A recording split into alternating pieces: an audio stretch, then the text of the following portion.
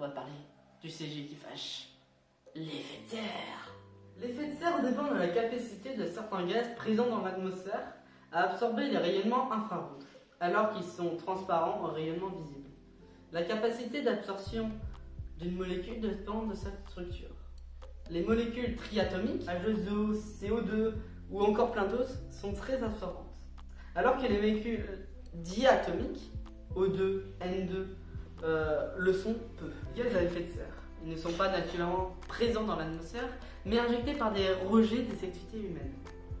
C'est le cas entre autres du méthane, du CH4, qui peut avoir pour origine la dissociation des hydrates. Le méthane est un gaz à effet de serre, il retient même davantage la chaleur que le CO2. Il est 25 fois plus puissant que le CO2 en PRG. Mais il la retient moins longtemps, 12 ans pour le méthane, 1 siècle pour le CO2.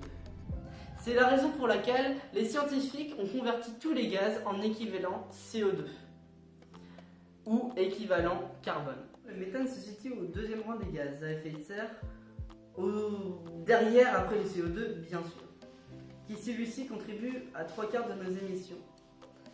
Alors que notre petit méthane contribue quant à lui à 17% de nos émissions. Il provient essentiellement des ressources naturelles, notamment des océans, comme on a pu l'étudier auparavant. L'image que je vous présente ici résume le principe de l'effet de serre tel qu'on peut le mettre en évidence à la surface de notre Terre. Le rayonnement solaire traverse l'atmosphère pour venir réchauffer la surface de notre planète.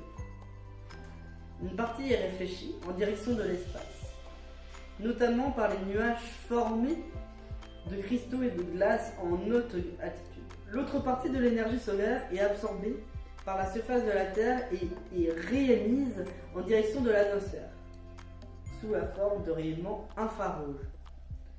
Cette absorption n'est pas la même partout sur le globe. Elle dépend du pouvoir réfléchissant du sol. Notamment, elle est quasiment nulle au niveau des pôles où l'albédo est le plus élevé à cause de la calotte glaciaire très réfléchissante. Les gaz à effet de serre présents dans l'atmosphère absorbent les rayonnements infrarouges émis par la surface et émettent en retour des rayonnements infrarouges qui viennent réchauffer une seconde fois la surface de la planète. Grâce à ce processus, la température réelle à la surface de la Terre est de 15 degrés, alors qu'elle devrait être de moins 18 degrés. L'effet de serre est donc un phénomène indispensable au maintien de la vie de la Terre et est déterminant pour le climat global de la planète. Il dépend de la quantité de gaz à effet de serre dans l'atmosphère. Aujourd'hui, cette quantité varie énormément sous l'influence des activités humaines, mais aussi, comme on l'a pu auparavant, des échappements des hydrates de méthane. Et ben voilà, c'est tout pour moi, pour l'effet de serre. Merci de m'avoir écouté et à très bientôt.